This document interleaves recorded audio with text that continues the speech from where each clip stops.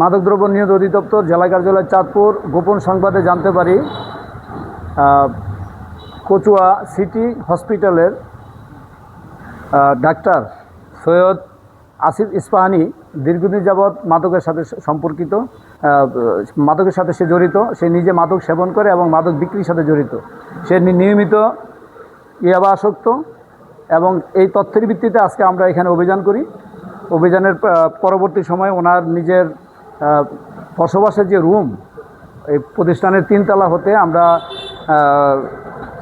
ইয়াবা সেবনের সরঞ্জামাদি এবং 4 পিস ইয়াবা আমরা উদ্ধার করতে সক্ষম হই এবং এই ইয়াবা ব্যবহৃত যত ধরনের উপকরণ এবং সেবনের যত ধরনের উপকরণ সমস্ত কিছুই আমরা জব্দ করতে সক্ষম হই। তো এই ধরনের অভিযান আমাদের অব্যাহত থাকবে।